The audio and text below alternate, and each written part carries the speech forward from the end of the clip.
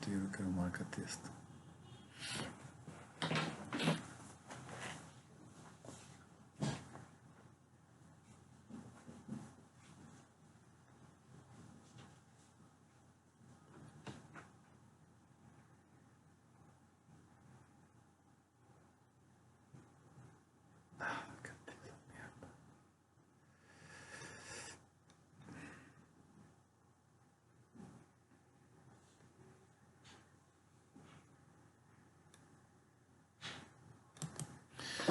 Vamos ver agora como que a análise conformacional se comporta para moléculas orgânicas em que elas estão agora decoradas, né, com funcionalidades a partir da introdução de heteroátomos. E aí, sem dúvida, os nitrogenados, os compostos oxigenados, os halogênios e assim por diante, né? Então, a introdução de um heteroátomo tem uma consequência importante, que é a substituição dos hidrogênios presentes no alcano pelos pares de elétrons não ligantes do heteroátomo. Então, por exemplo, no etano nós temos 2 hidrogênios, que estão aqui, né? Quando nós olhamos uma amina, a inserção de um par de elétrons é a substituição do núcleo de hidrogênio positivo por uma região, um orbital de carga negativa. Nos álcoois e nos éteres, isso é mais drástico ainda, porque agora aparecem 2 pares de elétrons, né? E esse modelinho é chamado de orelha de coelho, né? Então, os éteres e os álcoois, eles apresentam essa característica, que é a presença dos 2 pares de elétrons N não ligantes. Qual é a consequência em termos da barreira rotacional quando nós olhamos, comparamos o etano com a metilamina e com o metanol? A barreira rotacional, ela decresce da ordem de quase 1 quilocaloria à medida que nós saímos do etano, metilamina e metanol. Então, de 3 quilocalorias, baixamos para 2 e baixamos para 1. Então, nos parece, né, que a inserção de pares de elétrons facilita a rotação na ligação simples carbono-heteroátomo, e ela é mais fácil nos derivados oxigenados do que no próprio alcano. Mesmo que as distâncias de ligação, né, elas tenham esse comportamento, ou seja, apesar da distância do heteroátomo, a ligação carbono sendo menor do que a ligação carbono-carbono, a energia, a barreira rotacional é menor. Então, esse é o efeito direto da diminuição das repulsões estéricas entre os átomos não ligantes. Quer dizer, nós temos apenas uma interação repulsiva de hidrogênio, que é da hidroxila, com os 3 hidrogênios do grupo metila. Quando nós olhamos o etano, ele apresenta 3 interações repulsivas. Então, 3 interações, 2 interações e 1. Então, nos parece que cada interação aqui vale 1 quilocalorias. Se nós olharmos com uma outra perspectiva, em termos das distâncias, está aqui, né? Então, a distância carbono-carbono, ela é maior do que a distância carbono-álcool. Mesmo a distância sendo menor, a energia, a barreira rotacional é menor para o álcool. Então, é o efeito, né, dos pares de elétrons que tem a carga negativa frente ao hidrogênio que tem um núcleo que é carregado positivamente. Então, nos parece que a repulsão, nos parece não, de fato, a repulsão é menor quando nós trocamos o átomo de hidrogênio pelo par de elétrons, né? Bom, o que a análise conformacional ela nos revela quando nós comparamos agora, na mesma família do carbono, os silanos, né? Então, os silanos nos dá uma oportunidade de nós analisarmos materiais que têm um caráter mais mole, né? Mais elástico, enquanto que os alcanos são materiais, entre eles, né? Tem um alcano e um silano, um é mais mole e outro é mais duro, um material é soft e o outro é hard. Então, se nós olharmos para o etano, a distância de ligação é 1,55 na conformação estranhada. e ela é 1,53.9 na conformação eclipse. Então percebo que a distância de ligação aumenta quando a conformação é eclipsada. Por isso que a barreira de energia é da ordem de 3 quilocalorias. Já no silano, a distância de ligação é 2,36 na forma estrelada e é 2,37 na forma eclipsada. Então, primeiro ponto importantíssimo aqui, a distância é praticamente a mesma, mas mais ainda significativamente, a soma dos raios dos dois hidrogênios é 2,4, né? E a distância silano-silano é 2,3. Então, na verdade, os dois átomos de hidrogênio, mesmo na forma eclipsada, não mostram nenhuma interação repulsiva de Van der Waals, porque eles estão dentro de um espaço conformacional que perfeitamente aceita as duas esferas, sem nenhuma deformação. No entanto, a barreira rotacional está presente, né? Mesmo não tendo nenhuma interação repulsiva, a barreira rotacional para converter a forma estrela do disilano para a forma eclipsada é de 1 quilocalorias. Isso só revela, né, que a tensão torsional que existe, ela existe mesmo em situações em que a molécula está livre, está ausente de qualquer efeito repulsivo de Van der Waals, né?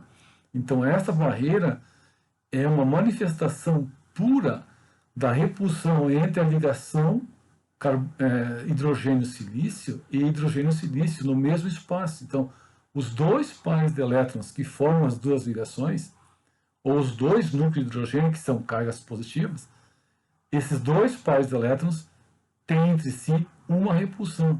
E é essa repulsão que nós chamamos de tensão torsional.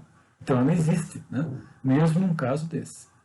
Se nós migrarmos para um silano, em que temos agora grupos metil, então um tetrametilsilano contra o tetrametilmetano, que seria uma espécie de um carbono com 4 grupos metila, nós vamos observar o seguinte, ó, a distância carbono-carbono é 1,54 e a distância carbono-silício é 1,87. O que acontece aqui?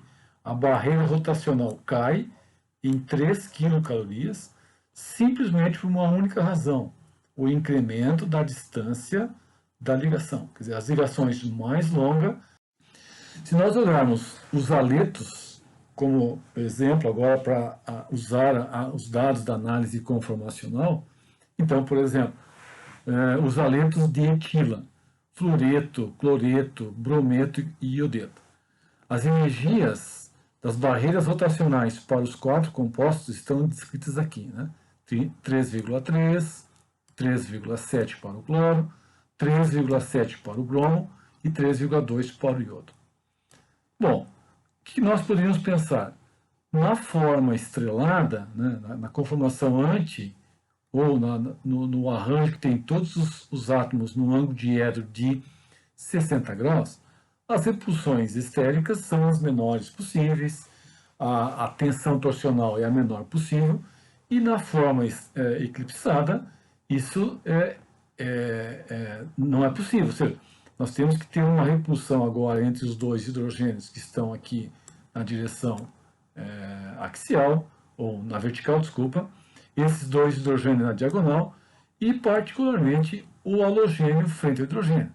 Então, à medida que nós temos um incremento de volume do halogênio, do flúor para o cloro, para o bromo e para o iodo, em que o raio de Van der Waals ele vai aumentando, então o raio de Van der Waals do flúor, 1,47 angstrom, do cloro, 1,75 e do bromo, 1,85.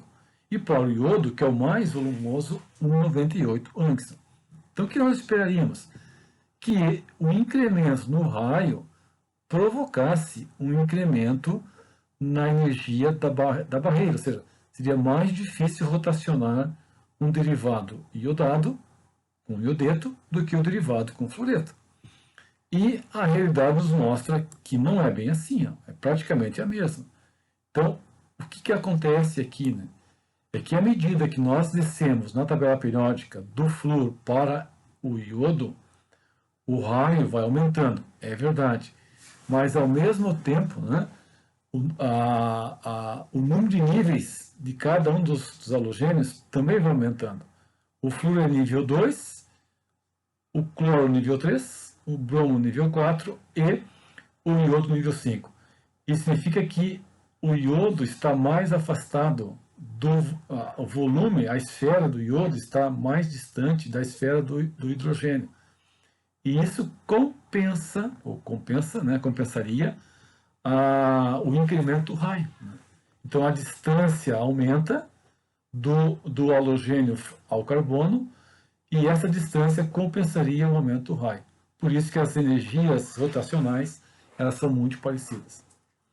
Em sistemas que têm 2 átomos de halogênio, no dihalogeno etano, de bromo, de flúor, de cloro e assim por diante, nós temos agora os 2 arranjos clássicos, né? A saber, o arranjo antiperiplanar, os 2x em lados opostos, ou o arranjo Gauss, em que os 2 halogênios guardam entre si uma relação de diedro de 60 graus, na forma cavalete e na projeção de Newman. Então, na forma antiperiplanar, os dipolos de cada ligação eles se anulam. E esta é uma preferência, né? As moléculas preferem arranjos em que a polaridade é neutra ou a mais baixa possível. No arranjo Gauss, os 2 halogênios eles têm dipolos, e se você faz a soma vetorial de cada dipolo individual, você obtém o dipolo resultante, né? Então, a forma Gauss ela é polar e a forma antiperiplanar ela é apolar. O que nós temos de dados da literatura, né? A partir de estudo de RMN, que quando a substância tem cloro e bromo, a preferência anti é sempre a majoritária. É esperado, né? A forma em que os dipolos se anulam, essa forma é preferencial sobre a outra. Entretanto, para o flúor, a inversão da preferência, né? A forma Gauss agora é a preferencial. Então, esse efeito Gauss, ele é particularmente importante para o átomo de flúor e para aquelas moléculas que têm que podem executar a ligação de hidrogênio, como, por exemplo, no fluoretanol, né? Então, no fluoretanol, tu tem um efeito externo, adicional, que é a formação de uma ligação de hidrogênio que estabiliza uma certa conformação. Então, esta interação eletrostática, ela justifica, né? Ela é usada para justificar a preferência da forma Gauss no fluoretanol em relação ao conformo-eruante. Voltando aqui ao difluor etano, a preferência Gauss é da ordem de menos 1,2 quilocalorias por mol. Veja então que esse equilíbrio aqui para o difluor ele tem um sentido oposto daquele observado para o dicloro e para o dibromo. Então, é o flúor que tem uma preferência para a conformação Gauss e não a conformação antiperiplanar. É o efeito Gauss que se manifesta nos que tem flúor. A explicação do porquê dessa preferência, né, ela é sempre dada em cima do conceito do efeito estereoeletrônico. Esta é a melhor forma de nós explicarmos a preferência de uma dada conformação sobre outra, né? Então, o efeito estereoeletrônico é um arranjo conformacional em que otimiza, né, em que facilita a transferência de polarização de um orbital doador de elétrons para um orbital aceptor de elétrons, né? O orbital doador de elétrons por exemplo, tem um caráter básico, enquanto que o aceptor tem um caráter ácido. Você pode pensar assim, né? Numa linguagem bem simples da TLV, o que nós fazemos? Nós vamos orientar no espaço a parte doadora com a parte aceptora, e nós vamos descrever através das setas cheias, né? Então, a migração de elétrons do X doador para um átomo de carbono que tem um Y aceptor, e dessa forma a polarização, a transferência, a dispersão de carga ou o efeito de London, tipo assim, ela acontece, né? Então, o efeito estereoeletrônico, ele é, na verdade, exatamente isso, né? Espacialmente é uma transferência de polarização, é uma doação de elétrons de um átomo para um orbital de um outro átomo que esteja vazio. E nós vamos olhar a capacidade doadora das ligações sigma, π e n. Então, evidentemente que nós já sabemos, né, que as ligações sigma, elas têm as menores energias possíveis. Depois são as ligações π, depois são os elétrons n. Então, no sentido de uma regrinha, né, o que é mais fácil? Qual é o sistema que transfere elétrons mais facilmente? É o n, depois é o π, depois é o sigma. Então, é mais difícil doar elétrons de uma ligação sigma, é mais fácil num sistema π e é mais fácil ainda num sistema n, né, num orbital que tem os elétrons não ligantes. E aí é interessante observar sempre, né, a disposição dos átomos no espaço para que a transferência de polarização aconteça. Então, observe que o par de elétrons N, ele se encontra orientado no lado oposto de um orbital vazio, e esse orbital vazio é o orbital sigma estrela. A partir dessa polarização, nós temos a perturbação dos orbitais originais, em que alguns orbitais decrescem energia e outros aumentam. Então, essa perturbação é estabilizar aqueles orbitais que contêm elétrons. Então, se você olhar a nova disposição dos orbitais após o evento de polarização, você enxerga isso, né? Um decréscimo, mesmo que pequeno, da energia relativa desses orbitais, né? Então, a TOM e a TLV, elas são excelentes para explicar esse efeito estereoeletrônico.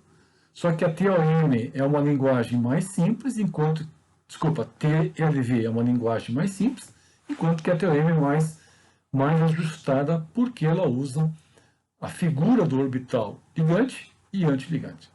E para nós fecharmos, né, vamos olhar lá do exemplo anterior, né, fluoreto de etila, o fluoretanol. Por que é a preferência da conformação Gauss e não da anti que predomina nessas moléculas?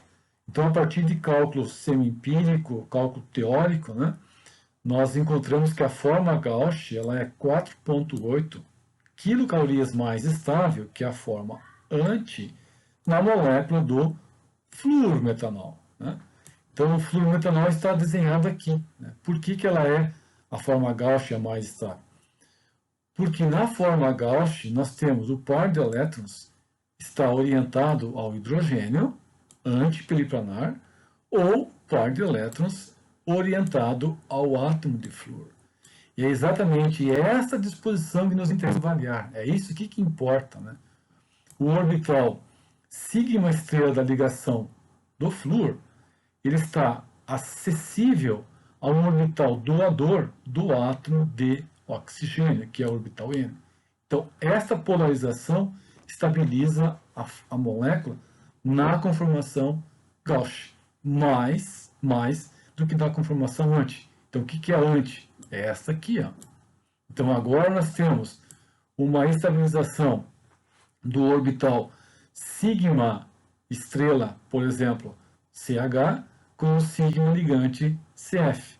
Então, esta transferência de polarização é menos intensa do que a transferência de polarização do orbital N para o átomo de flúor, no caso, para o orbital antiligante do átomo de flúor.